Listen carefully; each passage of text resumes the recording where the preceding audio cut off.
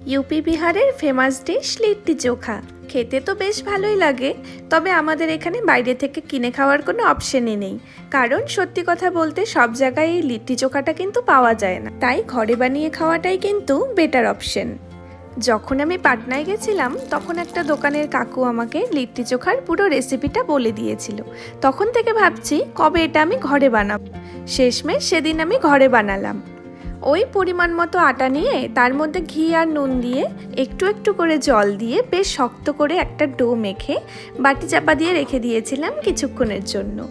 আর লিট্টি স্টাফিংয়ের জন্য অন্য একটা বাটি নিয়ে তার মধ্যে বেশ খানিকটা ছাতু, কালো জিরে, জোয়ান, নুন, সরষার তেল, পেঁয়াজ কুচি, লঙ্কা কুচি, আদা রসুন কুচি, সামান্য একটু আমের আচারের তেল আর সামান্য একটু লেবুর রস দিয়ে ভালো করে স্টাফিংটা মেখে নিয়েছিলাম। স্টাফিংটাকে একটু হাতে চেপে চেপে দেখছিলাম যে স্টাফিংটা দলা পেকে যাচ্ছে কিনা। স্টাফিংটা কিন্তু পারফেক্টভাবে রেডি হয়ে গেছে।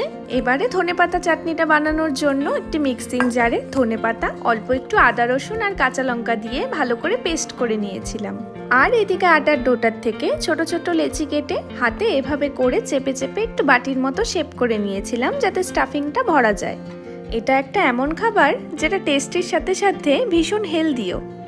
এভাবে লিট্টি বাড়িতে বানালে ছোট থেকে বড় সকলেই কিন্তু খেতে বেশ পছন্দ করে। লিট্টি উনুনে বা কাঠকয়লায় পোড়ালে তার টেস্টটা মনে হয় আরও দ্বিগুণ হয়ে যায়। বাইরে দোকানে তো ওরা উনুন বা কাঠকয়লাতেই পোড়ায়, তবে বাড়িতে উনুন বা কাঠকয়লা কোথায় পাওয়া যাবে? তাই বাড়িতে ওই গ্যাসে পোড়ানো ছাড়া আর তো কোনো অপশন নেই। তবে গ্যাসে পোড়ানো হলেও খেতে কিন্তু টেস্টে খুব একটা বেশি ডিফারেন্স হয় না।